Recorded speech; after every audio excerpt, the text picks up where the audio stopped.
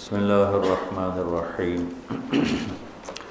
والصلاة والسلام علی رسولہ الکریم وعلی آلہ وصحبہ اجمعین۔ ہم بات کر رہے تھے تمہاری بیوی تمہارا لباس ہے، اور اللہ بیویوں سے کہہ رہا ہے تمہارے شوہر تمہارے لباس ہیں۔ اللہ تعالیٰ نے اس رشتے کو لباس سے تشبیہ دے کر اس کی اہمیت بتائی۔ لباس سب سے زیادہ قریب ہوتا ہے، تو خامند اور بیوی کا رشتہ سب سے زیادہ قریب ہے، اس میں کوئی حائل نہیں ہو سکتا، نہ کسی کو حائل ہونا چاہیے۔ ہمارا جوائنٹ فیملی سسٹم اس کو متاثر کر رہا ہے۔ اگر بچی اپنے سسر ساس کو ماں باپ سمجھ لے اور ساس سسر اس آنے والی بچی کو اپنی بیٹی بنا لیں تو جھگڑا ہی ختم ہو جائے گا۔ جھگڑا ہی اس بات پر ہے کہ وہ سسرال اس کو بیٹی بنانے پہ تیار نہیں، تو پھر ان کو ماں باپ بنانے پہ تیار نہیں۔ جو سب کچھ چھوڑ کے آئی ہے، قربانی لڑکی کی ہے کہ ایک بول پر ماں باپ اپنی عزت تمہارے ہاتھ میں پکڑا دیتے ہیں، ایک بول پر، تو چند سو روپے مہر پر ایک بچی گھر بار بہن بھائی چھوڑ کے تمہارے ساتھ ایک اجنبی گھر میں چلی جاتی ہے، تو لے جانے والوں کے ذمہ ہے کہ اس کو محبت دیں، پیار دیں، الفت دیں۔ کتنے زخم کھا کے آئی ہے، ماں کو چھوڑنے کا زخم، باپ کو چھوڑنے کا زخم، بہن بھائیوں کو چھوڑنے کا زخم، سہیلیوں کو چھوڑنے کا زخم، اپنی عادات کو چھوڑنے کا زخم، اپنی مرضیات کو چھوڑنے کا، کتنے زخم اٹھا کے وہ پہنچی ہے، اور آتا ہی اس پہ جوتا چلانا شروع کر دیں تو بیچاری پھڑکے گی نہیں تو اور کیا ہوگی۔ تو کتنا آسان حل ہے کہ اس آنے والی بچی کو بچے کے ماں باپ اپنی بیٹی بنا لیں، اور خامد اسے اپنا لباس بنا لے، اسے اپنا لباس بنا لے۔ لباس کی کتنی حفاظت کی جاتی، لباس کو کتنا احتیاط سے استعمال کیا جاتا، لباس کتنا شوق سے خریدا جاتا ہے۔ یہ باتیں ساری پہلے ہو چکی ہیں، میں دہرا رہا ہوں کہ یہ بہت اہم مضمون ہے، اور اس میں تباہی آئی ہوئی ہے، اور شریعت نے جتنے رشتے بتائے ہیں ان تمام رشتوں میں سب سے بڑا رشتہ خامند اور بیوی ہے۔ والدین کا بھی اتنا اہمیت قرآن نے نہیں بیان کی، بہن بھائیوں کی اتنی اہمیت بیان نہیں کی، کہ والدین کے لیے چند آیات، بہن بھائیوں کے لیے چند آیات، باقی رشتوں کے لیے چند آیات، اور خامند بیوی کے لیے سینکڑوں آیات ہیں، سینکڑوں۔ قرآن بھرا پڑا ہے کہ یہ رشتہ بچ جائے، چونکہ باقی رشتے ٹوٹتے نہیں، یہ ٹوٹ جاتا ہے۔ میرا باپ سے رشتہ، میری اطاعت اور فرمان برداری ہو یا نافرمانی ہو، میں اپنے باپ کا بیٹا ہوں۔ میں اپنی ماں کو تنگ کرتا ہوں یا خوش رکھتا ہوں، میں اپنی ماں کا بیٹا ہوں، یہ رشتہ نہیں ٹوٹتا۔ میری بھائی سے لڑائی ہے یا صلح ہے، یہ رشتہ نہیں ٹوٹتا، لیکن خامند بیوی کا رشتہ ٹوٹ جاتا ہے، ایک بول پہ ٹوٹ جاتا ہے۔ تو ایک بات رہ گئی تھی، لفظ لباس میں اشارہ ہے کہ والدین کو چاہیے کہ شادی میں اپنی بیٹی اور بیٹے کی پسند کا خیال رکھیں۔ یہ لفظ لباس بتا رہا ہے۔ کتنے بچے میرے پاس آتے ہیں، بچیوں کے فون آتے ہیں، ماں باپ زبردستی شادی کر رہے ہیں، میرا دل نہیں کر رہا لیکن وہ زبردستی کر رہے ہیں۔ تو اگر زبردستی کریں تو پھر مان جاؤ، قربانی دے دو، پھر بغاوت نہ کرو، قربانی دے دو۔ چونکہ ایک اس کے ضد میں انتہا کی بات ہو رہی، وہ ہے کورٹ میرج، کہ بعض بچے بچیاں اتنے باغی ہو جاتے ہیں کہ وہ عدالت میں جا کے اپنا نکاح کر لیتے ہیں۔ میں اس کو ٹھیک نہیں سمجھتا کہ ماں باپ کی دعائیں ہمیشہ کے لیے ختم ہو جائیں گی۔ ہمارے پرانے تعلق والے ذمہ دار گھرانے کی بچی کہا جی مولانا صاحب چلو ماں باپ جہاں کر دیں ٹھیک ہے، ہمارا سر جھکا ہوا ہے، اتنا تو دیکھ لیتے انسان کا بچہ ہوتا ہے۔ ایک شرابی کے ساتھ میری شادی کر دی، عمر گزر گئی میری روتے روتے، فیملی میں ہی کرنا تھا تو کوئی اور شریف بچہ دیکھ لیتے۔ مجھے صرف فون پہ کہا گیا کہ باسی تیری منگنی کر دیتی ہے تو فلانی تاریخ نو تیری شادی، اور وہ شرابی تھا میرا، آج تک وہ شراب پیتا۔ یہ وہ دکھتے ہوئے مسائل ہیں جن کو ہم دین کی روشنی میں دیکھتے ہی نہیں ہیں، اپنے رواج کی روشنی میں دیکھتے ہیں، ہمارا رواج کیا ہے، ہمارا دستور کیا ہے، اس پر ہم چلتے ہیں۔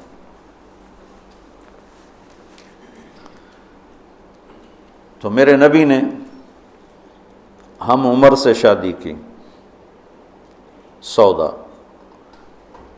عمر سے بڑی سے شادی کی، خدیجہ، کم عمر سے شادی کی، باقی ساری بیگمات، خاص طور پہ حضرت عائشہ، مطلقہ سے شادی کی، زینب، بیوہ سے شادی کی، خدیجہ، حفصہ، کنواری سے شادی کی، عائشہ رضی اللہ تعالیٰ عنہ، مالدار سے شادی کی، خدیجہ، غریب سے شادی کی، جویریہ، باندھی ہو کر آئی ہیں، ہمسر سے برابری میں شادی کی، ام سلمہ، ام حبیبہ، اپنے خاندان میں شادی کی، عائشہ، ام حبیبہ، ام سلمہ، یہ حفصہ، یہ قریش ہیں، خاندان سے باہر قوم میں شادی کی، جویریہ، میمونہ، قوم سے بھی باہر یہود میں شادی کی، صفیہ رضی اللہ تعالیٰ عنہ۔ یہ کتنی نسبتیں ایک عورت کی بن سکتی ہیں، ان سب میں میرے نبی نے شادی کی۔ اور آپ حیران ہوں گے، اپنی 3 بیٹیاں بنو امیہ کو دیں جن کے ساتھ جانی دشمنی، ابو العاص کو حضرت زینب، ابو العاص بن ربیع بن امیہ بن حرب، اور عثمان بن عفان بنو امیہ۔ تو پہلے حضرت رقیہ کا کیا، پھر ام کلثوم کا کیا، اور علی اپنے گھر کے تھے، خاندان کے تھے، تو ایک فاطمہ کا رشتہ ان کے ساتھ کیا۔ اور حضرت عثمان کے نکاح میں جب حضرت ام کلثوم کا بھی انتقال ہوا تو آپ نے فرمایا میری 100 بیٹیاں ہوتیں اور اس طرح مرتیں، 100 کی 100 عثمان کے نکاح میں دیتے۔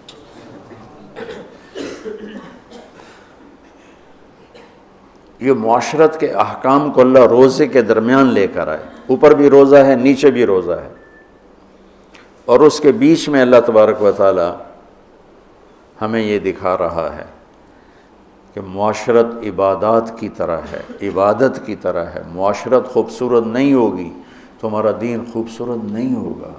میں بیوی کو عزت نہیں دوں گا، دیکھو طنز کا بول ایسا جیسے کپڑے پھاڑ دینا، بے عزت کرنے کا بول ایسا جیسے کپڑے پھاڑ دینا۔ اور میں کتنا ہی پاگل ہو جاؤں غصے میں اپنا کرتا خود نہیں پھاڑتا ہوں، میں کسی کا کرتا تو پھاڑوں گا، اپنا نہیں پھاڑوں گا۔ تو میری بیوی میرا لباس ہے، مجھے غصہ چڑھا ہوا ہے، مجھے گلہ آیا ہوا ہے، تو میں لباس پہ ہاتھ نہیں ڈالوں گا۔ یہ میں کیا کہہ رہا ہوں کہ میں بیوی کی دل شکنی نہیں کروں گا، بیوی خامند کی دل شکنی نہیں کرے گی، برداشت کریں گے، تب جا کر یہ رشتہ خوبصورت ہوگا۔ دنیا میں کسی بھی رشتے کو باقی رکھنے کے لیے برداشت کے سوا کوئی قانون نہیں، اور اس رشتے کے لیے برداشت سب سے زیادہ ہے کہ برابری کا رشتہ ہے، کبھی خامند گرم کبھی بیوی گرم، پھر دونوں ہی گرم تو پھر آگ بھڑکے گی اور بڑھتی چلی جائے گی۔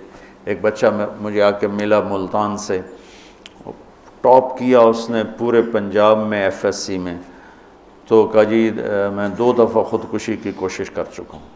میں نے کہا تم اتنے پڑھنے لکھنے والے بچے تم کیوں خودکشی؟ کہا جی میرے ماں باپ دونوں آپس میں اتنا لڑتے ہیں کہ ان کی لڑائی سے بددل ہو کر میں نے 2 دفعہ خودکشی کی کوشش کی۔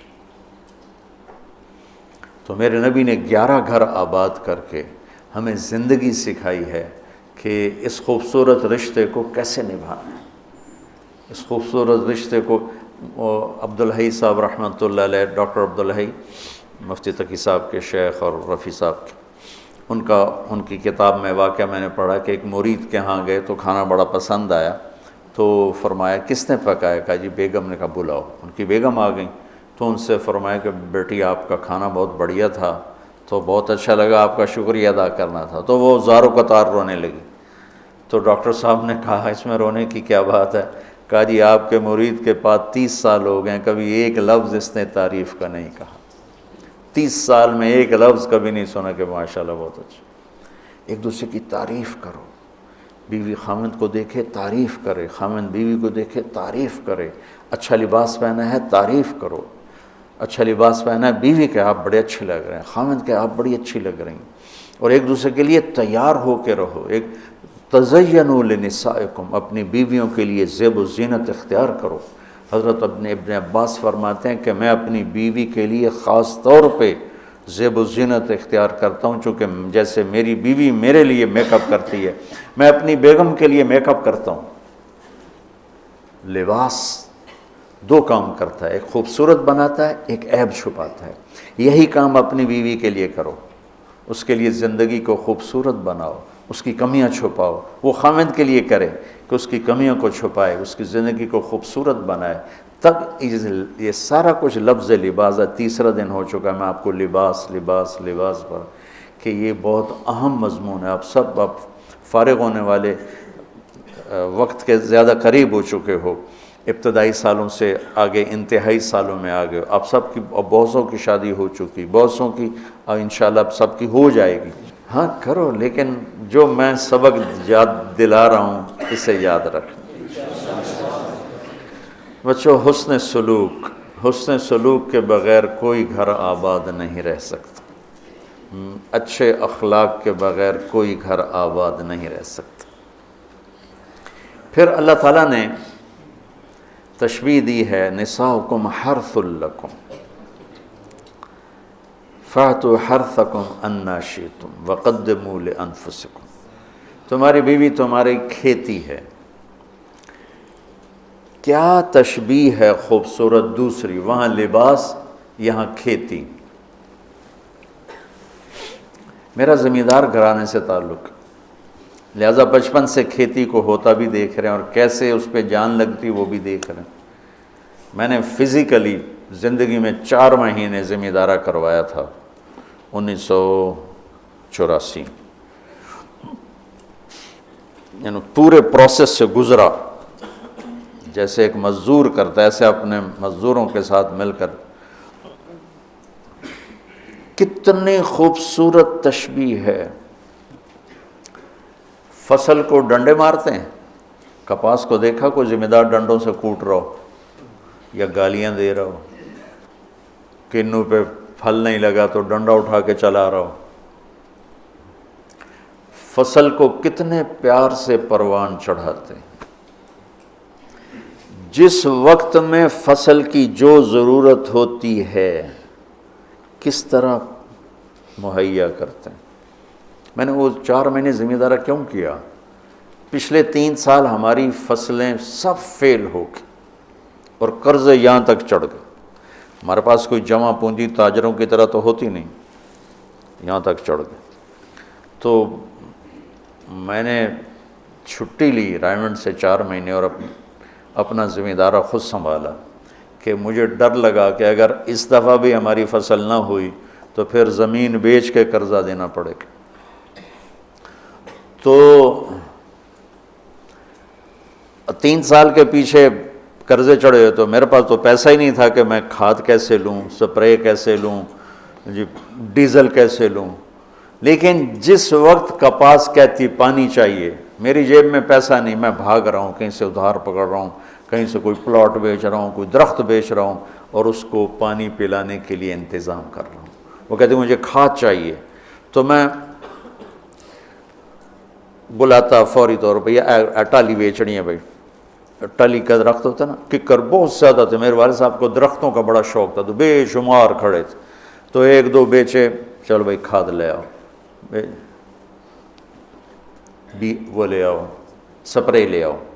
میں نے کسی جگہ یہ نہیں کہا کہ میرے پاس پیسے نہیں تو میں کھاد کیسے لوں، میں سپرے کیسے کروں. نہیں کرتا، نہیں. جو میری کپاس نے مانگا میں اس کو دیتا رہا، میں اس کو دیتا رہا، میں اس کو دیتا رہا. اور اوپر کھڑے ہو روزہ جون میں 15 ایکڑ میں ٹریکٹر کے ساتھ بھاگتا تھا روزہ رکھ کے. اب تو سردرد نے مجھے گرا کے رکھ دیا ہے. 15 ایکڑ جون میں ٹریکٹر کے پیچھے بھاگ رہا ہوتا تھا.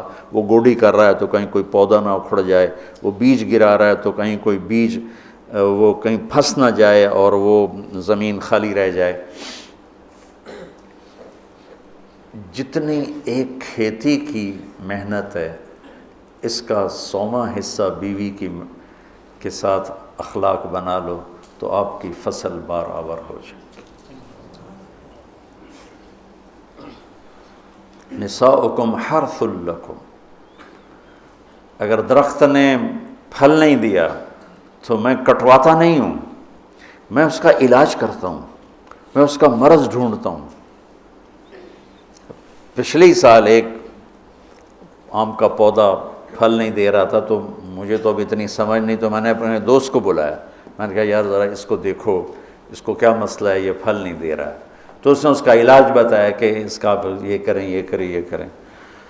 تو پھل نہیں دیتی تو میں پریشان ہوتا ہوں، اور میں اس کی خدمت کرتا ہوں، خدمت بڑھاتا ہوں. اب اس کو آپ رشتوں پہ اس رشتے پر فٹ کرتے جاؤ کہ بھائی تمہاری بیوی بہت بدتمیز ہے، تو سمجھو درخت ہے پھل کوئی نہیں. تو اب وہ پانی مانگے تم پانی دو، وہ محبت مانگے تم محبت دو، وہ روٹی مانگے تم روٹی دو، وہ لباس مانگے تم لباس دو. چونکہ محبت ایک اتنا بڑا جادو ہے کہ ساری دنیا کے جادوؤں کا توڑ موجود ہے، محبت کے جادو کا توڑ کوئی نہیں. بادن ہوا کا صبرت ام لم تصبرا وبکا کا علم یجر دمع کا اوجرا امر الفؤاد لسانہ وجفونہ فکتمنہ وکفا بجسم کا مخبرا. محبت کا جادو سر چڑھ کے بولتا ہے. پھر کوئی کھیتی ایسی نہیں جس میں گندی جھاڑیاں نہ پیدا ہوتی. دنیا بھر میں پھر کے دیکھ لیا ہے، بڑے بڑے فارم دیکھ لی، کوئی کھیتی ایسی نہیں ہے جس میں گندی جھاڑی نہ پیدا ہوتی ہو.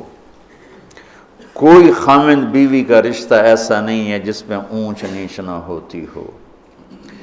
ہم فصل کو بچاتے ہیں اور گندی جھاڑیوں کو نکالتے ہیں، اور گندی جھاڑیاں خود پیدا ہوتی ہیں اور فصل کو پیدا کرنا پڑتا ہے. بد اخلاقی خود آئے گی، اخلاق کو بنانا پڑے گا. غصہ خود آئے گا، ضبط کو بنانا پڑے گا. زبان تیز خود ہوگی، اسے ٹھنڈا کرنا پڑے گا. طبیعت میں نفرت پیدا ہوگی، اسے محبت میں بدل. یہ سب گندی جھاڑیاں ہیں. خامند اور بیوی کھیتی سے تشبیہ ہے، تو زمین کیا ہے؟ دل ہے. اور گندی جھاڑیاں کیا ہیں؟ تانے، بولیاں، نفرت، غصے، مار پٹائی، کبھی خامند کی طرف سے، کبھی لڑکی والوں کی طرف سے، کبھی لڑکے والوں کی طرف سے، کبھی سسرال کی طرف سے، کبھی ساس سسر کی طرف سے، کبھی بھائی بہنوں کی طرف سے. ایک بچہ بتا رہا تھا کہ میرا باپ میری ماں کو مارتا تو میرے چاچا بھی آ کے مارنا شروع کر دیتے. جن کنبختوں کا اس کے ساتھ کوئی رشتہ ہی کوئی نہیں، کہ وہ میری ماں کو مارتا میرا باپ، تو میرے چاچا بھی آ کے ساتھ ہی اپنے بھائی کے میری ماں کو مارنا شروع کر دیتے تھے. یہیں کی کہانی سنا رہا. تو گندی جھاڑیوں سے پاک کوئی فصل نہیں ہو سکتی. انہیں مارنے کے لیے الگ دوائیں ہیں، الگ محنت ہے، الگ کوشش ہے، اور پھر آہستہ آہستہ فصل کی حفاظت ہے اور گندی جھاڑیوں کو نکالنا ہے یہاں تک کہ فصل پروان چڑھ جاتی ہے. اسی طرح میرے بچوں، یہ غصہ، یہ نفرت، یہ بغض، یہ آپس کی عداوت، یہ وہ گندی جھاڑیاں ہیں، انہیں نکالنا پڑے گا. یہ زمین سے ہم بنے ہیں، ہمارے اندر گندگی خود جنم لیتی ہے، صفائی کو لانا پڑتا ہے. برائی خود جنم لیتی ہے، نیکی کو لانا پڑتا ہے. جیسے کپاس کو اگانا پڑتا ہے اور گندی جھاڑی کو مارنا پڑتا ہے. ہم مٹی سے بنے ہیں. مٹی کی خاصیت ہے کہ اس میں گندگی فَأَلْهَمَهَا فُجُورَهَا وَتَقْوَاهَا، فجور پہلے ذکر کیا، تقوی بعد میں ذکر کیا. میں اس سے یہ استنباط کرتا ہوں کہ ہمارے اندر برائی خود آئے گی، نیکی کو لانا پڑے گا. جھوٹ بولنا خود آئے گا، سچائی کو لانا پڑے گا. بخل خود آئے گا، سخاوت کو لانا پڑے گا. حرص و حوث خود آئے گا، ایثار کو لانا پڑے گا. نفرت خود آئے گی، محبت کو لانا پڑے گا. انتقام خود اٹھے گا، معاف کرنے کو لانا پڑے گا. یہ زندگی بھر کی زراعت کی محنت ہے. جاؤ کھیتوں میں جا کے دیکھو کہ ذمہ دار کیسے مٹی میں مٹی ہو رہا ہے اور کس طرح اپنی فصل کو اولاد کی طرح پروان چڑھا رہا ہے، اور کس طرح وہ اس میں سے گندی جھاڑیوں کو آرام سے نکال رہا ہے کہ پودا نہ ہل جائے۔ پودا میں ہاتھوں سے 15 ایکڑ کے پلاٹ اپنے ہاتھوں سے جھاڑیاں کھینچتا تھا، وہ رمبے کھرپی سے نہیں کہ کہیں کپاس کا پودا متاثر نہ ہو جائے۔ میں اس تشبیہ کو جو سمجھا ہوں، اول تو تمہیں کسی تفسیر میں یہ نہیں ملے گا جو میں تمہیں بتا رہا ہوں، میں تو اس کو زراعت سے سمجھ کے تمہیں بتا رہا ہوں، ورنہ ہر ایک نے وہ ایک مخصوص معنی میں اس کو استعمال کیا، فاتو حرثکم انا شئتم۔ میں تمہیں بتا رہا ہوں کہ اس میں اللہ تعالیٰ یہ بھی بتا رہا ہے کہ کھیتی کو کیسے پالنا ہے اور کیسے پروان چڑھتی۔ سب سے پہلے اسی کو جب وہ لگ رہی ہوتی ہے تو بھاگم بھاگ، جب تک اس کا پورا پھل گھر نہیں آتا ذمہ دار چین سے نہیں بیٹھتا ہے۔ تو جب تک ایمان پہ خاتمہ نہیں ہو جاتا، اس رشتے کی حفاظت، اس کو پانی دینا، اس کو کھاد دینا، اس میں سے گندی جھاڑیوں کو نکالنا، غصے کو، حسد کو، بغض کو، لڑائیوں کو، جب اللہ تمہارے گھر بنا دے تو کانوں میں ڈانٹ ڈال دینا، کسی کی برائی نہ سننا، خاص طور پہ اپنی بیوی کی برائی نہ سننا، کسی کی نہ سنو لیکن بیوی کی نہ سنو، اور بیویوں سے کہتا ہوں کہ اپنے خامند کی برائی نہ سنو۔ اب بیویوں پر شک مت کرو، شک نے کتنے گھر برباد کر دیے، بگاڑ کے رکھ دیے، تباہ کر کے رکھ دیے۔